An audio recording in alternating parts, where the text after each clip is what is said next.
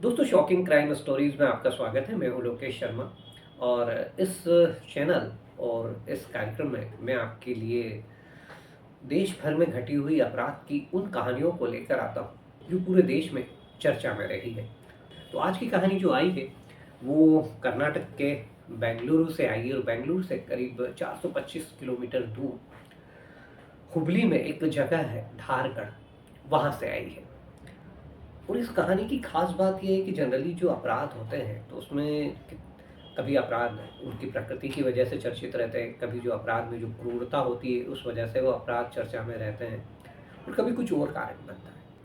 लेकिन ये जो अपराध की कहानी आई है इसमें जैसे कहें कि जो क्राइम सीन है, जो घटना स्थल है, वो बड़ा विशिष्ट है। मतलब उसके बारे में बताऊंगा आपको, कहानी के अंत में बताऊंगा कि वो क्यों कुछ अलग रहा, मतलब चौंकाने वाला।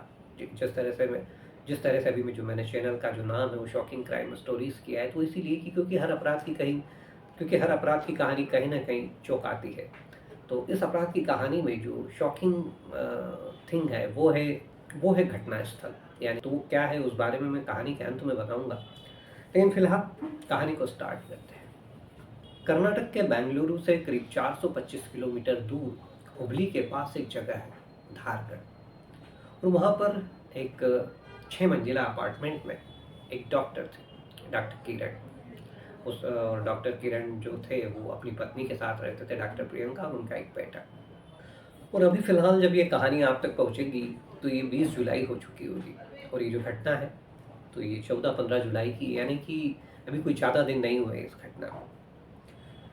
तो 14 जुलाई की शाम को, अब चूँकि डॉक्टर जो किरण है वो एनेस्थीसिया के डॉक्टर है, और जो एनेस्थीसिया के जो डॉक्टर होते हैं जो उनका काम वो ये उनका जो काम होता है उसके बारे में थोड़ा-सा आपको बता दूँ। वैसे तो काफ़ी सारे लोग जानते होंगे, लेकिन फिर भी कि जब किसी मरीज का कोई ऑपरेशन किया जाता है तो उस ऑपरेशन के पहले उसे एक एनेस्थीसिया का डोज दिया जाती है। तो ये जो डॉक्टर किरण है ये एनेस्थीसिया के डॉक्टर हैं। तो 14 जुलाई की शाम को अचानक डॉक्टर किरण का फ़ोन बजने लगता है, लेकिन जो डॉक्टर किरण है वो फ़ोन नहीं उठाते। अब पहले कुछ परिचितों के फ़ोन, कुछ दोस्तों के फ़ोन, कुछ कुलीग के फ़ोन, हॉस्पिटल से फ़ोन। तो आप एक डॉक्टर की लाइफ़ समझिए कि जो एक डॉक्टर होता है ना, जो उसकी लाइफ़ है उसमें फ़ोन का बड़ा एक महत्वपूर्ण रोल होता है। लगता है कि कहीं ऐसा ना हो कि कोई अचानक इमरजेंसी हो और ये फ़ोन यदि वो ना सुने तो कहीं कोई दिक्कत हो जाए। तो उसके चलते वो फ़ोन पर बड़े अलर्ट मोड में होते हैं जो जो भी डॉक्टरी पेशे में जो लोग होते हैं। तो जब 14 जुलाई को डॉक्टर किरण का फ़ोन बजने लगता है और जब उस उधर से कोई रिस्पॉन्ड नहीं आता है, तो जो परिचित है, जानने पहचानने वाले लोग हैं वो तो इतना ध्यान नहीं देते, लेकिन जिस हॉस्पिटल में वो थे, वो जो उनके जो कुलीग थे, उन्हें लगता है कि यार एनेस्थीसिया का डॉक्टर है, मरीजों को ज़रूरत लगती है और डॉक्टर किरण फ़ोन नहीं उठा रहे हैं। तो फिर उनमें से कुछ लोग डॉक्टर जो प्रियंका, जो कि उनकी पत्नी है, उन्हें फ़ोन लगाते हैं। डॉक्टर प्रियंका फ़ोन उठाती है तो पूछते हैं कि डॉक्टर साहब फ़ोन नहीं उठा रहे हैं। डॉक्टर प्रियंका कहती है कि शायद वो कहीं बाहर गए हैं, इसलिए शायद आपका फ़ोन नहीं उठा रहे। तो हो सकता है कि कुछ देर बाद वो फ़ोन आपका उठा लें। अब इसी बीच में जैसे कहें कि एक कुलीग जो रहता है उसे ऐसा लगता है कि कितनी बार डॉक्टर्स की लाइफ में बड़ी इमरजेंसी वाली चीज़ें होती हैं, तो शायद कुछ इस तरह की चीज़ रही होगी। तो वो सोचता है कि क्यों ना मैं घर जाकर ही देख लूँ। और ये जनरल ट्रेंड होता है कि डॉक्टर्स जब फ़ोन नहीं उठाते हैं, एक डॉक्टर से यदि पास ही हो, तो बार लोग डॉक्टर्स के घर तक पहुँच जाते हैं कि चलो यार डॉक्टर साहब को वहीं देख लेंगे, वहीं उनसे मिल लेंगे। तो वो जो कुलीग होता है वो डॉक्टर किरण के घर पहुँचता है। अब 6 मंजिला अपार्टमेंट, लिफ्ट के थ्रू ऊपर पहुँचता है।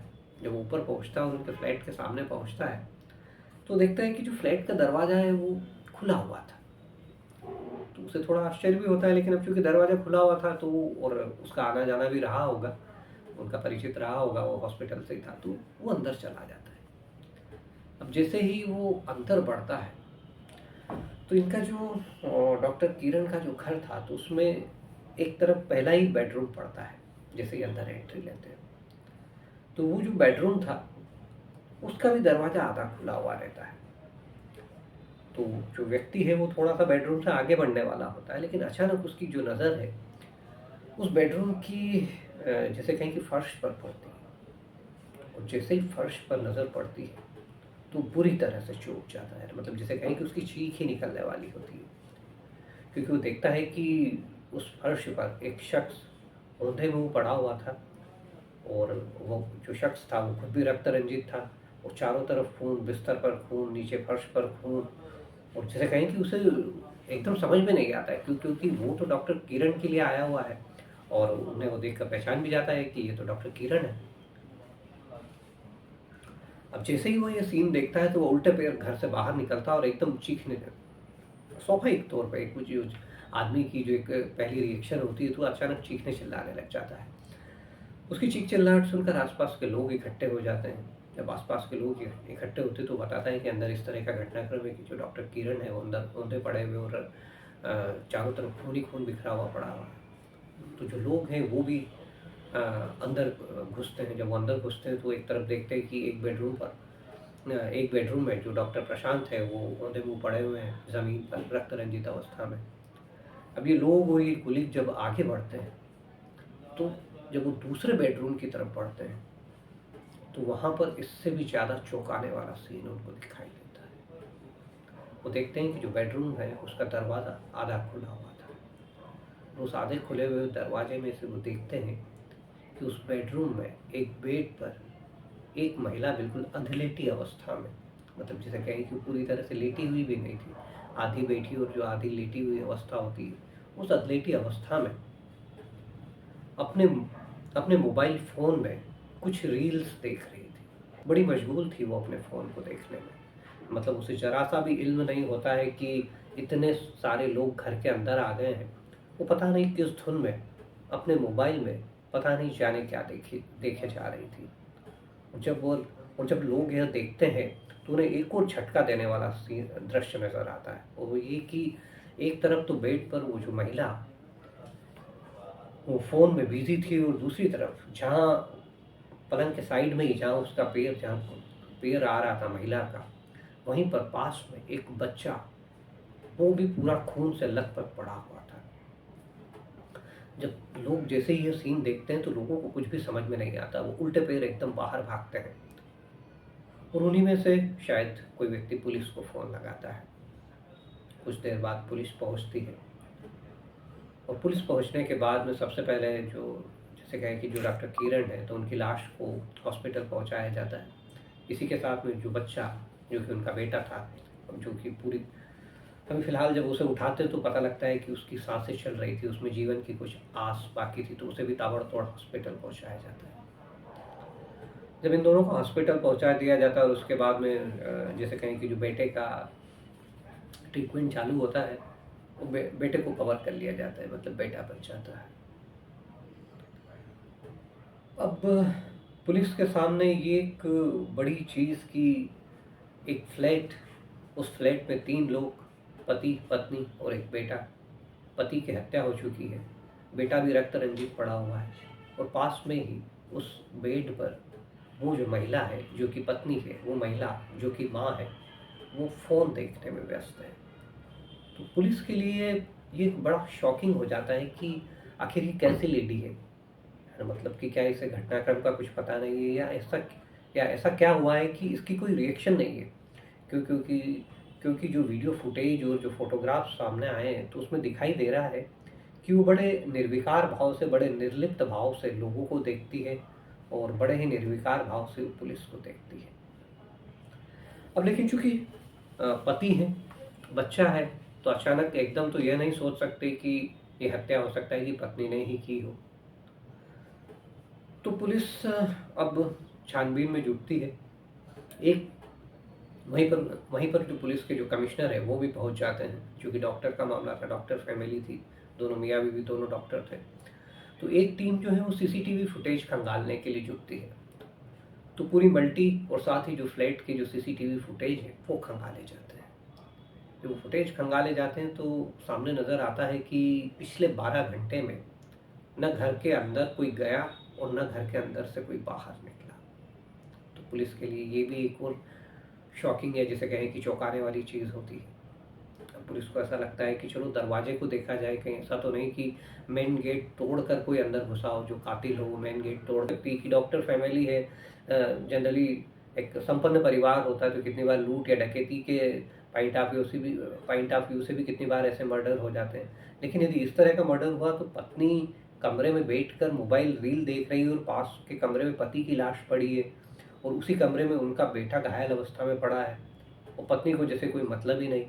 जिसे कहें कि पुलिस को कुछ भी न गले उतर रहा था और न ही कुछ समझ में आ रहा था।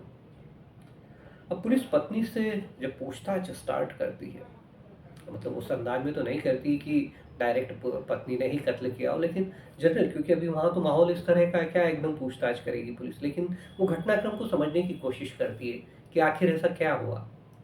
तो पाती है कि जो डॉक्टर प्रियंका है वो बड़े बहके बहके से जवाब देती है। मतलब जिसे कहें कि उनके जवाब पुलिस को कुछ समझ ही नहीं आते। तब पुलिस को लगता है कि शायद हो सकता है कि इस पूरे घटनाक्रम के चलते जो डॉक्टर प्रियंका है वो सदमे में हो और उन्हें कुछ समझ में नहीं आ रहा हो। तो फिर पुलिस यह डिसाइड करती है कि डॉक्टर प्रियंका को भी हॉस्पिटल पहुंचाया जाए। अब जब डॉक्टर प्रियंका को हॉस्पिटल पहुंचाया जाता है तो वहाँ पर जो डॉक्टर से वो बताते हैं कि डॉक्टर प्रियंका ने जो इंसुलिन होता है उसका ओवरडोज ले रखा था। और ये इंसुलिन का ओवरडोज यदि कोई शख्स लेता है तो दो ही चीज़ें होती है कि या तो शख्स की मृत्यु हो जाती है या फिर इस तरह की जो बहकी बहकी जो चीज़ें। तो डॉक्टर बताते हैं कि ये जो अभी इनका जो व्यवहार है, ये जो बहकी बहकी बातें कर रही है, ये इसलिए है कि इन्होंने इंसुलिन का ओवरडोज लिया हुआ है। और वो पुलिस से कहती है कि जब ये थोड़ा स्टेबल हो जाए तब आप इनके बयान लेना। तो कर्नाटक के बेंगलुरु से करीब 425 किलोमीटर दूर धारगढ़ में ये जो घटना थी, बड़ी चौंकाने वाली घटना थी। और इस अपराध में, जिसे कहे कि मैंने सबसे शुरुआत में आपसे कहा था कि कितनी बार अपराध की प्रवृत्ति चौंकाती है, लेकिन यहाँ पर जो घटना स्थल था वो चौंका रहा था।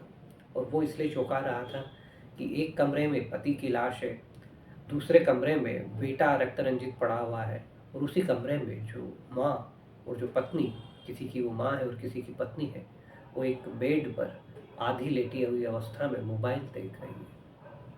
कैसा संभव है? तो ये बड़ा चौंकाने वाला क्राइम सीन था, बड़ा चौंकाने वाला घटना स्थल था। इसीलिए मैंने कहानी की शुरुआत में आपको बताया था कि इसमें जो खास बात है इस अपराध में, वो क्राइम सीन है। क्राइम जो जगह है वो बड़ी चौंकाने वाली है। यहाँ पर चूंकि जो बच्चा है उसका इलाज होता है तो बच्चा तो स्टेबल हो जाता है। अब पुलिस थोड़ा सा, चूंकि डॉक्टर प्रियंका की हालत अभी ऐसी नहीं है कि वो बयान दे सके, तो जो पुलिस है वो पड़ोसियों से, आसपास और रिश्तेदारों से और पड़ोसियों से पता करने की कोशिश करती है कि वास्तव में क्या था। तो डॉक्टर किरण और डॉक्टर प्रियंका, इन दोनों की शादी को करीब 9 साल हुए थे। और पुलिस को जिस तरह से पता लगा कि ये दोनों की दूसरी शादी थी, इन दोनों की जो पहली शादी है वो टूट चुकी होती है, और उसके बाद डॉक्टर प्रियंका और डॉक्टर किरण दूसरी शादी करते हैं। और इस शादी से इनको एक बेटा होता है जो कि लगभग 8 साल का था। लेकिन पड़ोसी बताते हैं कि शादी के बाद से ही इनके घर से जैसे कहें कि बड़ी लड़ने की और बड़ी ज़ोर ज़ोर की आवाज़ें आने लगी थी। मतलब कि जैसे कहें कि मियाँ बीवी में साफ तौर पर अनबन थी। लेकिन अब पुलिस को यह समझना है कि यदि डॉक्टर प्रियंका ने डॉक्टर किरण को मारा है तो फिर उसने अपने पति को क्यों मारा। लेकिन अभी फ़िलहाल डॉक्टर प्रियंका की जो हालत है वो इस तरह की नहीं है कि वो बयान दे सके। पुलिस के सामने ये भी एक बड़ा, जिसे कहें कि शॉकिंग या चौंकाने वाला बिंदु है कि जब कोई शख्स क्राइम करता है, जब कोई शख्स अपराध करता है, तो जनरली वो जो अपराध स्थल है वहाँ से भागने की कोशिश करता है, वो बचने की कोशिश करता है।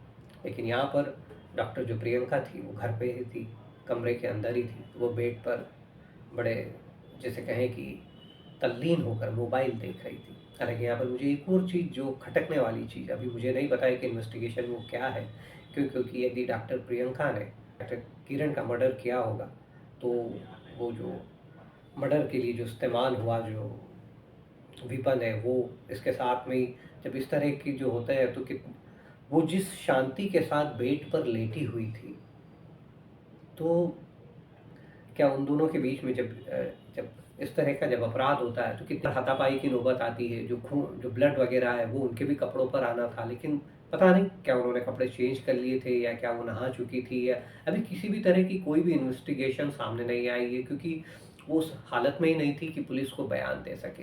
लेकिन फिलहाल जो चीज़ें सामने आई उसमें जो सारी चीज़ें हैं वो बड़ी शॉकिंग रही, बड़ी चौंकाने वाली रही है। तो अब यदि डॉक्टर प्रियंका ने अपने पति को मारा है तो पुलिस के सामने ये इन्वेस्टिगेशन है कि मारा तो क्यों मारा। उन्होंने यदि अपने बेटे को घायल किया तो बेटे को क्यों घायल किया, और यदि उन्होंने नहीं किया तो फिर किसने किया, और यदि किसी और ने किया तो फिर उन्होंने पुलिस को क्यों नहीं इत्तला दी, पुलिस को क्यों नहीं सूचना दी, और वो बड़े आराम से क्यों अपने घर के बेडरूम में मोबाइल खंगालती रही। ये कुछ ऐसे प्रश्न हैं जो बड़े शॉकिंग हैं, बड़े चौंकाने वाले हैं। और इसीलिए मैंने जब कहा था आपको कि ये जो कहानी है, इस कहानी में अपराध की प्रवृत्ति इतनी चौंकाने वाली नहीं है जितनी ज़्यादा चौंकाने वाला जो क्राइम सीन है वो है। तो ये कहानी थी फिलहाल बेंगलुरु के धारवाड़ से, और इस कहानी में जो लेटेस्ट अपडेट होगा वो मैं आपके लिए बिल्कुल लेकर आऊँगा, क्योंकि अभी फिलहाल जैसे कहें कि मेरी भी उत्सुकता उतनी ही ज़्यादा, मुझे भी अब चूँकि मैं क्राइम स्टोरीज़ पर काम करने लगा हूँ तो उस तरह से सारी चीज़ों को देखता हूँ, सोचता हूँ, पढ़ता हूँ, सामने उस तरह के अपराध जो आते हैं, तो जैसे कहें कि दिमाग में बहुत सारी बातें मेरे भी चल रही है कि कोई शख्स इस तरह से कैसे इतने आराम से, कि आपके घर में 2-2 लाशें पड़ी हुई है और आप बिस्तर पर बैठकर आराम से मोबाइल देख रहे हैं, और जब पुलिस और जब पब्लिक पहुंचती है तो आप बिल्कुल निर्लिप्त और निर्विकार भाव से उन लोगों को देख रहे हैं। लेकिन सच में यदि ये अपराध डॉक्टर प्रियंका ने किया है तो इट्स रियली शॉकिंग। तो आज की शॉकिंग क्राइम स्टोरीज में फिलहाल इस कहानी से बस इतना ही। यदि अभी तक आपने हमारे चैनल को सब्सक्राइब नहीं किया तो सब्सक्राइब कर लीजिए चैनल। मेरे चैनल का नाम है शॉकिंग क्राइम स्टोरीज और मैं हूँ लोकेश शर्मा। देश भर में जो चर्चित अपराध की घटनाएं होती हैं उन्हें आपके लिए कहानी के रूप में प्रस्तुत करता हूँ। जल्दी मिलता हूँ फिर किसी नई क्राइम स्टोरीज के साथ। तब तक के लिए अपना ख्याल रखिए, अपने अपनों का ख्याल रखिए। दोस्तों, एक और तथ्य पर आपको ध्यान दिलाना चाहूँगा। जब मैंने इस चैनल को चालू किया था तो क्योंकि मैं एक जर्नलिस्ट रहा हूँ तो एज ए जर्नलिस्ट के तौर पर इस चैनल को चालू किया था और उसका नाम रखा था मैंने भारतवर्ष सबसे पहले। और भारतवर्ष सबसे पहले इस चैनल का नाम रखने के पीछे जो मेरी मंशा थी उसका मंतव्य सिर्फ इतना था कि मेरे इस चैनल पर जो भी जो खबरें होती वो सिर्फ और सिर्फ इंडिया फर्स्ट के आधार पर होती। मतलब ना कोई भेदभाव, ना कोई जिसे कहें कि खेमेबाजी, ना कोई पालाबाजी, ना ना हमें सरकार से मतलब था और ना ही हमें विपक्ष से मतलब था। हमें मतलब था भारतवर्ष से, और भारतवर्ष के हित में जो भी होता वो सारी खबरें मैं लेकर आता। चैनल को शुरू किया तब कुछ और चीज़ें थी, लेकिन जैसे जैसे जब चैनल थोड़ा आगे बढ़ा तो मुझे मुझे महसूस हुआ कि अभी फ़िलहाल साधन, संसाधन, तकनीकी और समय, इन चारों चीज़ों की कमी के चलते मैं उस चैनल के साथ न्याय नहीं कर पा रहा था। जो भारतवर्ष सबसे पहले था उसके साथ मैं न्याय नहीं कर पा रहा था। और इसी बीच में मैंने कुछ क्राइम स्टोरीज़ इस पर डाली। हालाँकि जो फॉर्मेट था उस चैनल का ये था कि सप्ताह में 1 दिन में क्राइम स्टोरीज़ दिखाता। लेकिन जब मुझे लगा कि अभी मैं चैनल के साथ न्याय नहीं कर पा रहा हूँ, तो मैंने चैनल के बाकी सेक्शंस को रोक दिया और अभी फ़िलहाल मैं सिर्फ क्राइम स्टोरीज़ पर काम कर रहा हूँ। और इसी के चलते जो मेरे चैनल का जो नाम था भारतवर्ष सबसे पहले, उसे बदल कर अभी फ़िलहाल शॉकिंग क्राइम स्टोरीज़ कर दिया है। तो आने वाले टाइम में आपको जो भी जो देश भर में जो घटित हुई जो चर्चित अपराध की कहानियाँ हैं वो आपको यहाँ कहानी के रूप में दिखाई देंगी शॉकिंग क्राइम स्टोरीज़ पर। और ऐसा नहीं है कि मैंने लक्ष्य बदल दिया है, लक्ष्य मेरा वही है। लेकिन अभी चूँकि फ़िलहाल जिस तरह से मैंने कहा कि मेरे पास साधन, संसाधन, तकनीकी और समय, इन चारों चीज़ों की कमी है, इसके चलते मैं अपने रास्ते बदल रहा हूँ। जब ये चारों चीज़ें जिस दिन मेरे पास परिपूर्ण हो जाएँगी तो एक बार फिर से मैं भारतवर्ष को अपने ओरिजिनल रूप में लेकर आऊँगा। लेकिन अभी फ़िलहाल तब तक के लिए आप शॉकिंग क्राइम स्टोरीज़ पर जो देश भर में जो घटने वाली प्रमुख चर्चित अपराध की खबरें हैं उन्हें कहानियों के रूप में देखते रहिए। मैं उम्मीद करता हूँ कि आपको ये शॉकिंग क्राइम स्टोरीज़ भी उतना ही पसंद आएगा। लाइक करिएगा, सब्सक्राइब करिएगा। आप देख रहे हैं शॉकिंग क्राइम स्टोरीज़ और मैं हूँ लोकेश शर्मा, जो कि पहले था भारतवर्ष सबसे पहले, लेकिन अब आपको ये दिखाई देगा शॉकिंग क्राइम स्टोरीज़।